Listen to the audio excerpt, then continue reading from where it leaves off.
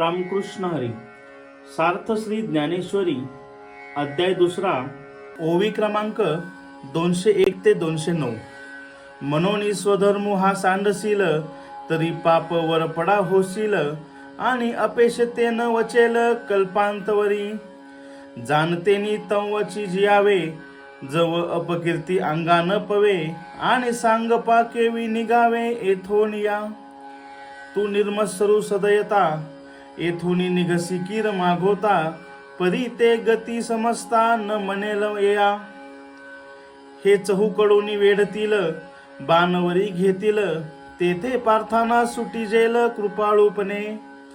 ऐसेनिही प्राण संकटे जरी विपाये पा निघणे घटे तरी ते जियालेही ओखटे मरणाहुनी. तू आणि काही एक न विचारिसी येथ संभ्रमे झुंजो आलासी आणि सकन वपने निघालासी मागुता जरी.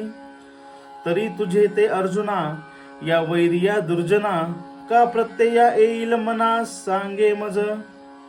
ते म्हणती गेला रे गेला अर्जुन आमा बिहाला हा सांगे बोलू उरला निका काही. लोक सायासे करुणी बहुते का वेंची ती आपुली जीविते परी वाढविती कीर्तिते धनुर्धरा. अर्थ म्हणून तू स्वधर्माचा त्याग करशील तर तू पापाला पात्र होशील आणि कल्पांतापर्यंत त्या अपयशाची अपकीर्ती जाणार नाही. अपकीर्ती अंगाला जोपर्यंत स्पर्श करत नाही तोपर्यंतच जाणकार माणसाने जगावे. असे असताना तू सांग की युद्धातून कसे बरे निघून जावे. तू मत्सररहित होऊन दयायुक्त अंतकरणाने रणांगणातून परत फिरशील परंतु तुझी ही भूमिका सर्वांना कळू शकणार नाही. हे कौरव तुला चारी बाजूंनी घेरतील तुझ्यावर बाणांचा वर्षाव करतील. पार्था त्यावेळी या संकट चक्रातून केवळ दयाळूपणामुळे तुझी सुटका होऊ शकणार नाही.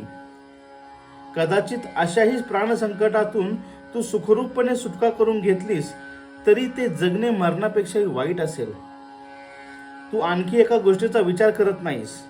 आत्मविश्वासाने तू युद्धास आला आहेस आणि जर दयायुक्त अंतकरणाने परत निघालास तर हे अर्जुना तुझे दयाळूपण या दुष्ट वैऱ्यांच्या मनाला समजेल तरी काय हे मला सांग. ते म्हणतील युद्ध सोडून हा पळून गेला अर्जुन आम्हाला भ्याला असा दोष तुझ्यावर राहिला तर ते चांगले आहे का सांग.